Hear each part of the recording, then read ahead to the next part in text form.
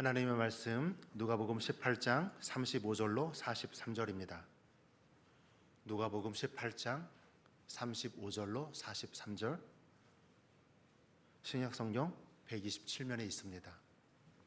하나님의 말씀을 한 절씩 교독하겠습니다. 여리고에 가까이 가셨을 때에 한 맹인이 길가에 앉아 구걸하다가 그들이 나사렛 예수께서 지나가신다 하니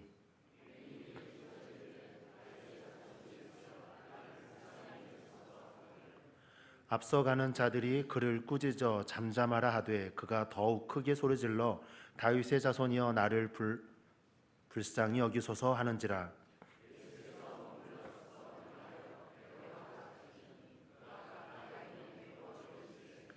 내게 무엇을 하여 주기를 원하느냐 이르되 주여 보기를 원하나이다.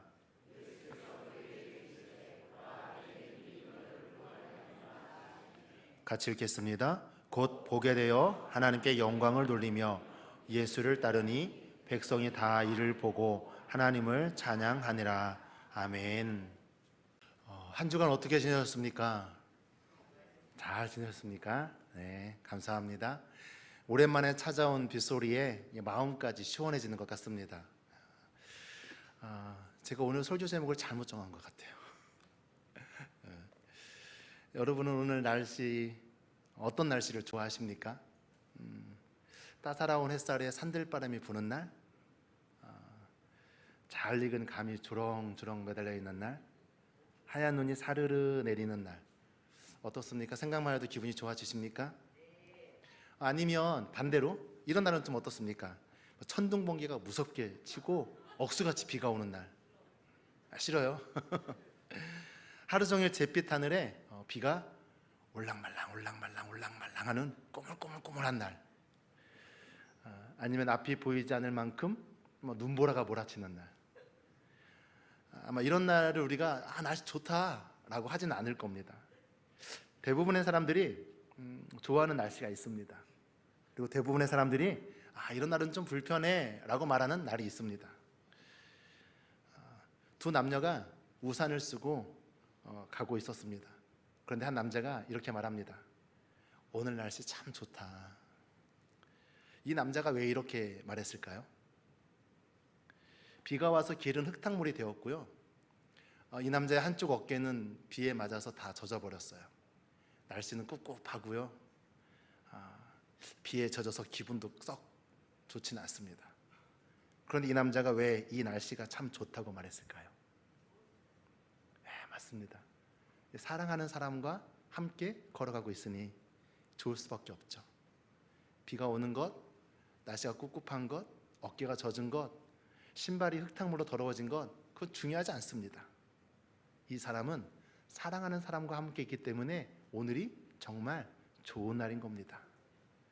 오늘 본문에도 한 남자가 등장을 합니다. 하루 종일 길가에 앉아서 지나다니는 사람들의 발소리에 귀를 기울이는 사람입니다. 그리고 가장 신경이 곤두서 있는 소리는 자기 앞에 있는 통에 동전이 딸그랑 하고 떨어지는 소리입니다. 그에게 하루를 보낸다는 것은 그저 하루를 살기 위해서 얼마를 구걸하고 사는가, 그 이상도 그 이하도 아닌 삶입니다. 그렇게 무의미하게 하루하루를 보냈습니다. 그에게는 이 세상을 살아볼 만한 세상이 아니었습니다. 어쩌면 이 사람은 어렸을 때부터 넌 어떻게 살래? 너 뭐 먹고 살래? 라는 말을 들었을지 모릅니다. 태어나면서부터 앞을 보지 못했으니 그의 인생은 시작부터가 좌절이었습니다. 절망이었습니다. 지금의 그 모습이 그 인생에서 최선의 삶일지 모릅니다.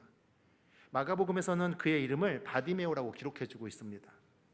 그러던 어느 날 이 바디메오 이름을 좀 보면 디메오의 아들이라는 뜻을 가지고 있습니다. 이 디메오는 귀한이라는 말입니다. 어쩌면 아버지의 영향력이 아들에게 미치기를 바라며 바디메오라고 이름을 지었을지 모릅니다. 그런데 그는 지금 어떤 삶을 살고 있습니까? 구걸이나 하고 있는 거지가 되어 있습니다. 어쩌면 부모를 잃었을 수도 있고요, 가족으로부터 버림을 받았을 수도 있습니다. 어찌되었든 그는 더 이상 그의 이름처럼 귀한 사람의 아들이 아니었습니다. 그러던 어느 날 이 사람은 한 가지 소망을 품게 되었습니다. 길거리를 지나다니는 사람들의 소문을 들었어요. 그 소문 덕분에 소망이 생겼습니다. 그 소문은요, 나사렛 예수에 대한 소문이었습니다. 사람들이 말합니다. 안진뱅이가 일어났대요. 뛰며 찬양을 했답니다. 중풍병자가 침대를 들고 갔다는 소식도 들었습니다. 나병 환자가 깨끗함을 얻었다는 거짓말 같은 이야기도 들었어요. 무엇보다 자기와 같은 맹인이 눈을 뜨게 되었다는 사실에 흥분을 감출 수가 없었습니다. 이제 마음에 간절함이 싹트기 시작했어요. 소원이 생긴 이상 기다려 볼 만했습니다. 기대할 만했습니다. 아침에 일어나서 벽을 잡고 더듬거리며 구걸하는 그 자리에 나오는 그 하루의 시작이 기대가 되고 소망이 됐어요. 예전에는 아이고 살아서 뭐하나, 오늘은 얼마나 볼 수 있을까, 이것이 그 사람의 시작이었어요. 그런데 이제는 오늘 혹시 그 사람이 내 앞을 지나가진 않을까? 오늘일까? 오늘일지도 몰라. 기대하며 문을 열고 기대하며 더듬더듬 성문 앞까지 걸어갔습니다. 이 사람은 소문을 듣기 전의 삶과 완전히 다른 삶을 살게 되었습니다. 자, 그러던 어느 날 사람들의 웅성대는 소리가 들립니다. 무슨 일이냐고 옆에 있는 사람에게 물어보았더니 예수님이 지나간다고 이야기합니다. 그토록 간절히 기다려오던 그가 지나갑니다. 이 사람은 부르짖었습니다. 얼마나 크게 외쳤는지 사람들이 호통을 칩니다. 야, 너 때문에 예수님의 말씀 들리지 않아. 어디 거지가 함부로. 그는 창피하지 않았습니다. 거지면 어때? 사람들이 뭐라고 하면 어때? 내 생에 단 한 번 일지도 모르는 이 기회를 나는 놓칠 수 없어. 다윗의 자손 예수여, 다윗의 자손 예수여. 누군가의 꾸짖음 때문에 놓칠 수 없었습니다. 창피하다고 멈출 수 없었습니다. 그때 예수님께서 가던 길을 멈추시고 이 사람을 부르셨어요. 사랑하는 형제자매 여러분, 예수님을 만나기 전 바디메오는 하루하루 근근히 살았습니다. 일상적으로 반복되는 하루하루를 보냈습니다. 깡통에 떨어지는 동전 소리에 만족하며 집으로 돌아왔습니다.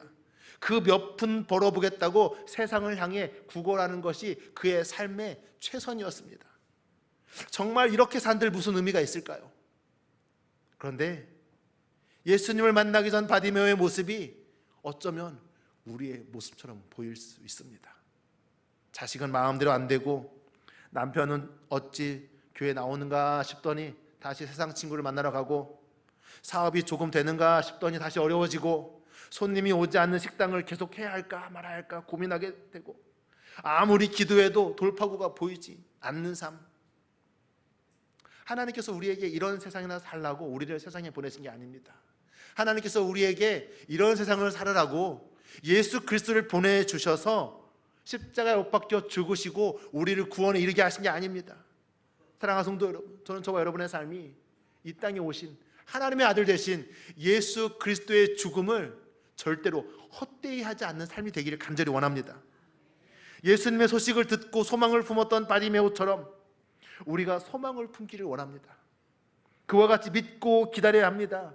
언제까지 기다려야 할지 모른다는 그 막막한 생각이 우리를 지치게 할 수 있지만, 전 저와 여러분이 바디메오 같이 겨우내 움츠렸던 가지에서 봄비를 맞고 활짝 터트리는 꽃망울처럼 그의 간절한 기도가, 그의 중심에 있었던 기도가 예수님을 만남으로 말미암아 생명으로 터진 것처럼 저와 여러분의 삶이 그렇게 생명으로 역사하는 삶이 되기를 간절히 소망합니다. 그는 간절히 부르짖었어요. 그가 얼마나 간절했는지 37절에 보니 그들이 나사렛 예수께서 지나가신다라는 소리를 듣자마자 부르짖습니다. 그의 간절함이 없었다면 예수님을 향하여 부르짖지도 않았을 거예요. 그 소문에 귀를 기울이지도 않고 그 마음에 소망을 품지도 않았을 것입니다. 그리고 굳이 내가 뭐 이렇게까지 할 필요 있나, 그냥 이렇게 성문에 앉아서 구걸하는 것도 나쁘진 않아, 쉽게 포기했을지 모릅니다. 하지만 그는 간절히 원했습니다. 포기할 수 없었습니다. 예수님이 지나가신다는 소식을 듣자 부르짖었습니다. 그에게 있는 간절함이 그로 하여금 부르짖게 했고 포기하지 않을 수밖에 없게 했습니다. 전에 아빠가 교회 앞에서 찬양 인도를 하고 있으니 4살짜리 꼬마아이가 아빠랑 엄마랑 같이 예배당에 들어오자마자 아빠를 보고서 아빠! 하고 불렀어요. 성도님들이 막 웃기 시작했습니다. 그래도 이 아이는 상관없었어요. 또 아빠! 하고 불렀어요. 엄마는 방해가 될까봐 죄송해서 서둘러 자리에 앉았습니다. 성도님들은 웃으셨고요. 그냥 그 아이의 목소리가 너무나 기분이 좋았었습니다. 하지만 아들은 신경 쓰지 않습니다. 엄마는 신경 쓰이는데, 아빠는 신경 쓰이는데 아들은 신경 쓰지 않습니다. 왜죠? 아이에겐 아빠밖에 안 보였거든요. 바디메오도 그랬습니다. 앞이 보이진 않았지만 예수님에게 고정되어 있었습니다. 다른 시선은 아랑곳하지 않았습니다. 그에게는 예수님밖에 없었습니다. 그래서 자신을 향해 보실 때까지 부르짖었습니다. 가시던 길을 멈출 때까지 부르짖었습니다. 사랑하는 성도 여러분, 바디메오에게 그러한 간절함이 있었습니다. 어찌나 간절했던지 사람들이 꾸짖어도 그를 막을 수는 없었습니다. 예수님께서 간절히 기도해야 하는 이유를 비유를 들어서 말씀해 주시는데요, 우리가 읽지 않은 18장 1절부터 등장을 합니다. 한 마을에 불의한 재판관이 있었는데 한 여인이 자신의 억울함을 풀기 위하여 밤새 문을 두드립니다. 그런데 한 번 두드리다 끝나는 것이 아니라 어떻게 합니까? 밤새 문을 두드립니다. 이 불의한 재판관은 귀찮아서 이 여인의 소송을 해결해 줍니다. 불의한 재판관도 간절한 요구를 이기지 못하고 들어주는데, 하물며 하나님께서, 우리를 창조하신 아버지께서 우리의 간절함을 들어주지 않겠느냐, 그러니 간절한 기도가 응답받는다라고 주님이 말씀하셨습니다. 그 말씀 뒤에 오늘 이 바디메오의 사건이 등장을 합니다. 사랑하는 성도 여러분, 바디메오의 간절함은, 이 믿음은 응답받을 수밖에 없는 믿음이었습니다. 간절함으로 가득 찬 믿음에는 응답이 따라옴을 믿으시기 바랍니다. 그의 간절함으로 인하여 의미 없이 성문 곁에서 사람들이 던지는 동전 소리에 귀를 기울였던 그의 인생이 이제는 주님이 가시다가 눈여겨보시는 인생이 되었습니다. 그의 믿음으로 말미암아 멈추셔서 부르시는 인생이 되었습니다. 사랑하는 성도 여러분, 전 저와 여러분에게 이와 같은 간절함이 있기를 축원드립니다. 지나가시는 주님이 멈추어 서서 눈여겨보시는 삶, 바로 저와 여러분의 삶이 되시기를 주님의 이름으로 축원드립니다. 우린 또한 바디메오의 믿음에 꾸준함이 있음을 발견할 수 있습니다. 꾸준함이란 결코 멈추지 않음이에요. 어떻게 하면 도중에 포기하지 않게 될까요? 꾸준함을 다른 말로 한다면 오래 참음이라고 말할 수 있습니다. 과연 어떻게 하면 오래 참아낼 수 있을까요? 그것은 확신입니다. 확신이 있으면 참을 수 있습니다. 이번만 끝나면 돼라는 확신이 있으면 그 일이 끝날 때까지 버틸 수 있는 겁니다. 확고한 믿음이 있으면 됩니다. 확고한 믿음이 있으면 어떤 역경도 참아낼 수 있습니다. 오래 참을 수 있죠. 바디메오에게는 예수님에 대한 확신이 있었습니다. 이분이 나를 구원할 것이다. 아니, 이분만이 나를 구원하실 수 있을 것이다 라는 확신이 그에게 있었습니다. 확고한 믿음이 있었습니다. 믿음은 들으면서 나기에 그가 들었던 소문이 그의 믿음이 되었고, 그 믿음으로 말미암아 확신하게 되었던 것입니다. 오래 참아낼 수 있었습니다. 사랑하는 성도 여러분, 그 믿음은 예수님을 만날 때까지 변함이 없었습니다. 목사님 오늘 보니까 그냥 부르짖고 한 2번 정도 부르짖은 것 같은데요. 아니요, 소문을 듣고 난 후부터 지금까지 매일 아침마다 이 자리에 나올 때 그는 마음속에서 부르짖고 있었습니다. 예수님 오늘 지나가십니까? 오늘 지나가십니까? 오늘입니까? 내일입니까? 어제도 안 오셨는데, 작년에도 안 오셨는데 오늘입니까? 자존심은 중요하지 않습니다. 그는 포기할 수 없었고 포기하지 않았습니다. 한 번은 예수님께서 두롯 지방을 방문하실 때의 일입니다. 아무도 모르게 한적하게 한 집으로 들어가셨습니다. 그런데 수로보니게 여인이 그 집에 찾아왔습니다. 그녀의 딸이 귀신이 들렸다는 겁니다. 그래서 예수님께서는 그녀에게 질문을 툭 던지십니다. 자녀에게 배불리 먹게 할지니 자녀의 떡을 개에게 던짐이 마땅하냐? 라고 물으십니다. 이 말의 뜻은 하나님의 자녀가 되는 유대인들에게만 복음이 전해져야지 너같이 걔와 같은 이방인들에게 내가 복음을 전하겠느냐라고 말하고 있는 것입니다. 이 여인은 개념치 않습니다. 그리고 오히려 말합니다. 자녀들의 부스러기를 개들이 먹습니다. 주님이 개라고 말씀하시니 제가 개 같은 존재일지라도 내 딸이 나을 수만 있다면 저는 상관없습니다. 꾸준하게 멸시와 모독을 참아냅니다. 포기하지 않습니다. 자신의 간절한 소원을 이루기 위하여 멈추지 않습니다. 참는다는 것은 견디는 것이고 머무르는 것입니다. 그녀는 수모를 참았습니다. 비참을 견뎠습니다. 그리고 예수님 앞에 머물렀습니다. 그렇게 포기하지 않으로 말미암아 딸은 구원을 얻게 되었습니다. 사랑하는 화정의 형제자매 여러분, 마음속 깊이 숨겨놓은 간절한 기도의 제목이 있습니까? 10년을 기도해도 20년을 기도해도 응답받지 못하고 침묵하시는 그 무엇이 있습니까? 주님 앞에 나와 기도하면 한없이 가슴이 찢어지고 눈물만 맺히는 그 제목, 포기하지 마십시오. 꾸준히 아뢰십시오. 오래 참아내며 이겨내십시오. 우리의 기도가 쌓이면 주님의 때가 임하게 될 줄로 믿습니다. 그러니 조금만 더 참으십시오.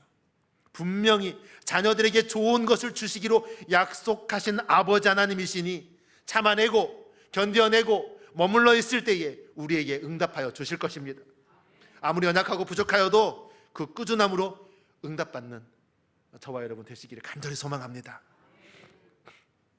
마지막으로 바디메오의 부르짖음엔 진실한 믿음이 있었습니다.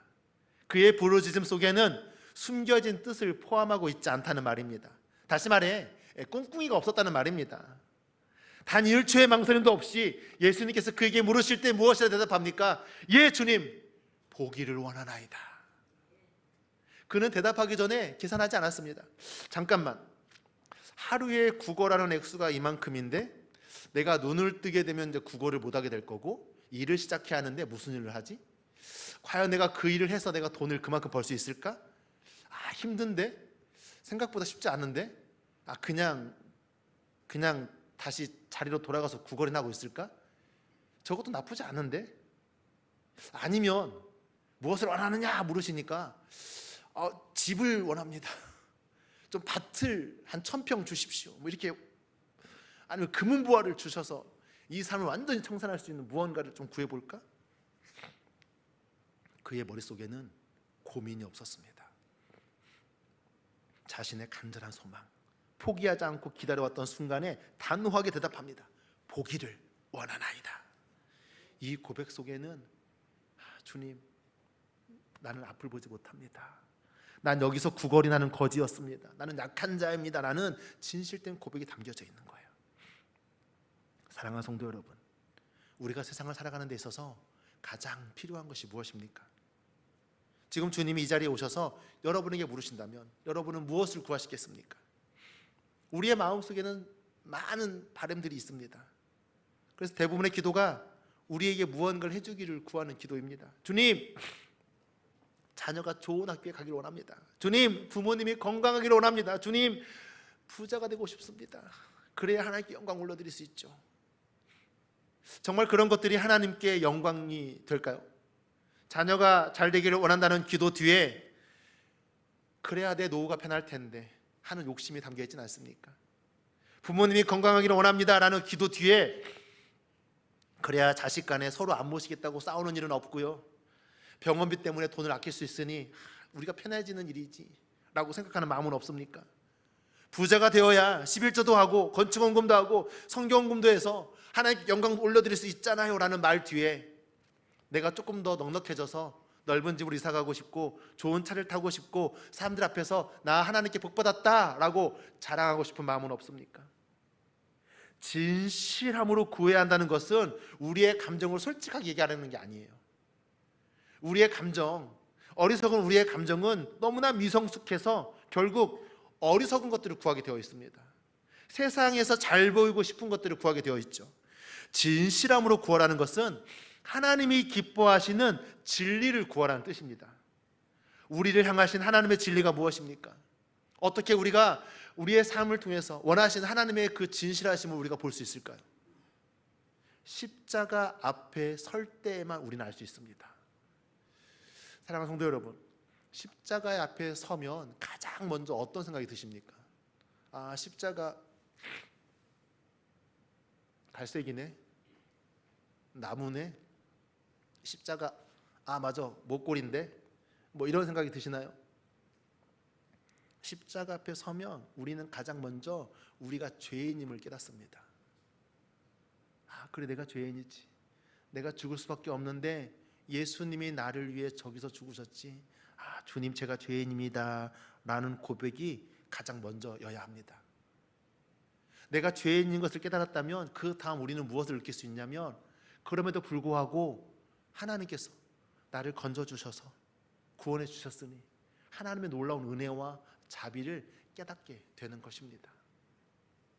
무엇보다 십자가로 말미암아 내가 구원을 얻었음을 깨닫으면 오늘 하루의 삶이 하나님께서 살아가게 하시는, 하나님께서 살아가게 하시는 귀한 날이구나, 정말 좋은 날이구나 라는 것들을 우리는 감사하게 될 것입니다. 사실 우리는 진실할 때 겸손하게 됩니다. 십자가 앞에 내 자신을 내려놓을 때 내면 깊은 곳에서 허덕이는 나를 발견하게 됩니다. 그때에 내가 이것밖에 안 되는 사람이었구나 라는 것들을 알게 됩니다. 그러니 더욱더 겸손하게 그 앞에 엎드릴 수 있게 되는 것이죠. 그 앞에 더 겸손하게 엎드리면 어떻습니까? 우리의 연약함을 인정하게 됩니다. 난 이것밖에 안 되는데 그럼에도 불구하고 나를 구원해 주셨구나, 내가 이것밖에 안 되는데 내가 무엇을 할 수 있겠나, 하나님을 더 의지하고 주님을 더 붙들게 됩니다. 그래서 기도의 신학자인 앤드루 머레이는 그렇게 말했습니다. 더 겸손해질 때 더 거룩해질 수 있다. 사랑하는 성도 여러분, 진실하게 구하십시다. 십자가 앞에서 내가 죄인임을 고백하며 나의 삶이 곧 하나님의 은혜임을 부르짖는 저와 여러분이 되어서 회개밖에 할 수 없는 삶이지만, 더 겸손해질 수밖에 없는 삶이지만, 십자가 앞에 더 철저히 낮아짐으로 말미암아 하나님이 기뻐하시는 인생이 되기를 간절히 축원드립니다. 더 겸손해질 때, 더 거룩해질 때 하나님께서 우리를 사용하실 것입니다. 우리를 붙들어 주실 것입니다. 사랑하는 성도 여러분, 바디메오는 사람들의 소문을 듣고 믿음이 생겼습니다. 그 믿음으로 인하여 예수님을 소망하였습니다. 예수님이 지나가신다는 소리에 간절히 부르짖었습니다. 사람들이 꾸짖어도 포기하지 않고 꾸준히 부르짖었습니다. 주님께서 무엇을 원하느냐라고 물을 때에 진실하게 대답하였습니다. 이제 그의 삶의 가치는 통에 떨어지는 동전 소리가 아닙니다. 이제 그의 삶의 가치는 나면서부터 앞을 보지 못했던 자신을 보게 하신 예수님입니다. 이제 바디메오는 얼마 후에 예수님께서 십자가에 못 박혀 죽으셨다는 소식을 듣게 됩니다. 바디메오에게는 기가 막힌 일주일이었습니다. 어쩌면 안도의 한숨을 쉬었을 것입니다. 그때 내가 예수님 만나지 않았다면 나 평생 못 볼 뻔했네. 정말 다행이다 라고 생각함과 동시에 은혜에 사로잡히게 됐을 것입니다. 예수님께서 예루살렘으로 가실 때 여리고로 지나가지 않으실 수도 있었을 텐데 나 때문에 여리고로 지나가셨구나, 나를 불러 세우시려고, 내 눈을 뜨게 하시려고 여리고로 지나가셨구나. 그렇다면 나는 이제 무엇을 해야 하는가, 나는 이제 어떻게 살아야 하는가, 그는 생각하지 않을 수 없습니다. 우리 43절 말씀을 같이 한번 읽어보겠습니다. 43절입니다. 시작. 곧 보게 되어 하나님께 영광을 돌리며 예수를 따르니 백성이 다 이를 보고 하나님을 찬양하니라. 아멘. 이제 그는 예수님을 따르는 삶을 살게 되었습니다. 그의 삶의 가치가 예수님이 되었으니 하나님께 영광 올려드리는 삶을 살기로 결단한 것입니다. 예수님을 따랐다라는 이 말은 예수님의 제자가 되었다는 말입니다. 예수님께서 제자들을 부르실 때 어떻게 부르셨나요? 너는 나를 따르라 라고 부르셨습니다. 그래서 성경에 기록되는 구절 중에 예수님을 따르니라 라고 써있는 구절은 예수님의 제자가 되었다라는 말이에요. 이제 바디메오는 예수님의 제자가 되었습니다. 이 광경을 지켜보는 사람들도 하나님께 찬양을 올려드렸습니다. 바디메오의 삶이 예수님을 따르는 제자의 삶이 되었고, 다른 이들로 하여금 하나님께 찬양을 올려드리는 삶이 되게 하셨습니다. 사랑하는 성도 여러분, 여러분은 어떤 세상을 살고 있습니까? 살만한 세상입니까? 아니면 죽기보다 힘든 세상입니까? 눈뜬 바디메오를 만나 보십시다. 그에게 한번 물어보십시다. 바디메오님, 어찌 살만하십니까? 그러면 그가 무엇에 대답할까요? 아마도 그는 그렇게 대답할 것입니다. 예수님을 만나십시오. 마음에 예수님을 품으십시오. 그럼 만나주십니다. 그러면 살만한 세상이 됩니다. 아무리 천둥 번개가 치고 비바람이 불어도, 걸음을 뗄 수 없을 만큼 눈보라가 치고 산더미같이 눈이 쌓여도 예수님을 만나면 구원을 이루는데 어찌 나쁜 날일 수 있겠습니까? 사랑하는 성도 여러분, 예수님을 만나며 예수님을 모시면 참 살만한 세상이 됩니다. 시선을 예수님께 고정하여 참고 견디고 머물러 간절히 구하며 포기하지 않고 끝까지 참아내는 저와 여러분 되시기를 간절히 소망합니다. 진실되게 주님께 아뢰므로 말미암아 구원을 경험하는 이 아름다운 한 주간이 되시기를 주님의 이름으로 축원드립니다. 한번 좌우로 인사 나누실까요? 참 살만한 세상입니다. 한 번 더 인사하실까요? 오늘 날씨 참 좋습니다. 같이 기도하겠습니다. 이 시간 기도하실 때 우리 이렇게 기도하십시다. 하나님, 다윗의 자손 예수여, 그냥 지나가지 마시고 멈추셔서 나의 이름을 불러주십시오. 너의 믿음이 구원하였다라고 말씀하여 주십시오. 연약한 심령들 어루만져 주시고 회복하여 주십시오. 오직 주님만을 바라보며 주님만을 전하는 삶이 되게 하여 주십시오. 내가 이제 주님을 소망합니다. 나를 만나주시고 나와 함께 해주시고 나와 동행하여 주옵소서. 함께 기도하겠습니다. 사랑 은혜가 많으신 아버지 하나님 붙들어 주시옵소서. 우리 안에 아버지 영을 더하여 주시고 성령의 충만하심을 붙들어 주시사 오직 아버지 하나님을 말미암아 살아가는 삶 이렇게 해주시옵소서. 주여, 나의 삶이 비록 그곳에 앉아 머물러 있는 삶이라 할지라도 나를 바라보시며 가시던 길을 멈추셔서 나를 눈여겨보시고 나를 바라보시는 삶, 내게 임하시는 삶 되게 하여 주시옵소서. 오 주여, 멈추셔서 나를 바라봐 주시옵소서. 나의 삶을 바라봐 주시옵소서. 아버지 하나님, 내게 임하여 주셔서 나와 동행하여 주시고 인도하여 주시옵소서. 우리의 자녀들의 삶을 주장하여 주시고 우리의 가정이 더욱더 주님의 은혜로 향하게 허락하여 주시고 무엇보다 교회가 더욱더 주님을 예배하는 교회, 참된 예배를 보내주는 교회 허락하여 주시옵소서. 그래야 아버지 하나님, 이 마지막 때에 아버지 하나님을 바라보며 오직 아버지의 비전을 소망하는 교회가 허락하여 주시고 불평하는 입술이 아니요 아버지 하나님 기뻐하며 즐거워하게 허락하여 주시고 아버지 하나님만 바라보는 우리 하나님 허락하여 주시옵소서. 오 주님, 기도합니다. 물어주십니다. 이 시간 임하셔서 함께 해주시고 인도하여 주시옵소서. 오 주님, 보내주는 심령들 가운데 말씀하여 주셔서 주님의 놀라우신 사랑으로 채워주시고 내가 너를 사랑한다 말씀하여 주시고 무엇을 원하냐 말씀하실 때에 진실되게 구함으로 주님의 구원을 경험하는 삶이 되게 하여 주시옵소서. 아버지 함께 해주시고 역사해 주셔서 아버지의 크신 은혜로 모두 주시옵소서. 오 주님, 주님을 기도합니다.